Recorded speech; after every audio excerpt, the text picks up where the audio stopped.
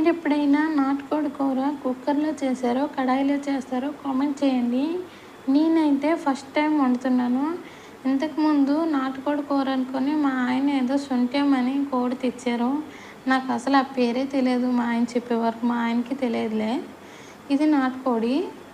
అది కొత్తగా ముందుగా కుక్కర్లో ఆయిల్ వేసుకోవాలి. ఆయిల్ కొంచెం ఎక్కువగా పడుతుంది. నాన్ వెజ్ కంటే ఆయిల్ కొంచెం ఎక్కువగా ఉంటే బెటరు. అప్పుడే నీచు వాసన అంది పోతుంది.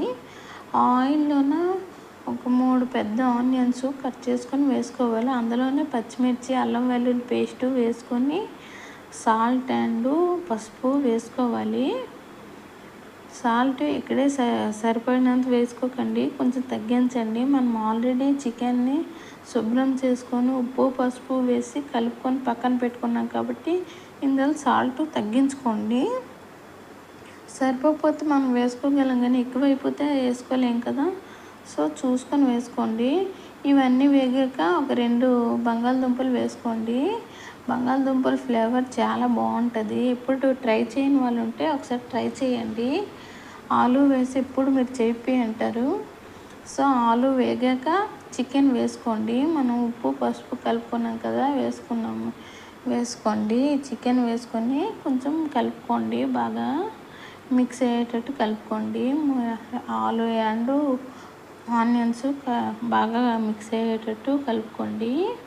ఇలా బాగా కలుపుకోండి. ఈలోగా 2 టమాటాలు కడిగి కట్ చేసుకొని మిక్సీ కొట్టుకోండి. మిక్సీ కొట్టుకున్నాక ఇది ఇందులో వేసుకోవాలి. టమాటా పేస్టు ఇందులో వేసుకోండి. టమాటా పేస్టు వేసుకొని కలుపుకోండి. ఇక్కడ ముద్దగా ఉంది కాబట్టి కొంచెం వాటర్ యాడ్ చేస్తున్నాను. వాటర్ యాడ్ చేసుకొని బాగా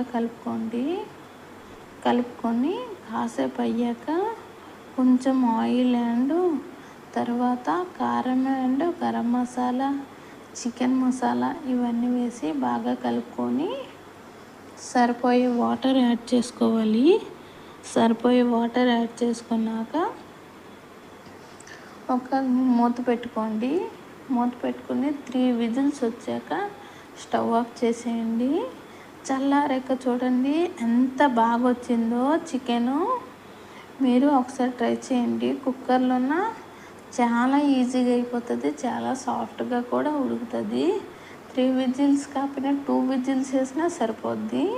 నేను ఇక్కడైతే 3 విజిల్స్ వేసాను, ఎందుకంటే పిల్లలు ఉన్నారు కాబట్టి కొంచెం సాఫ్ట్గా వండితే బెటర్ అనేసి నేను 3 విజిల్స్ పెట్టాను.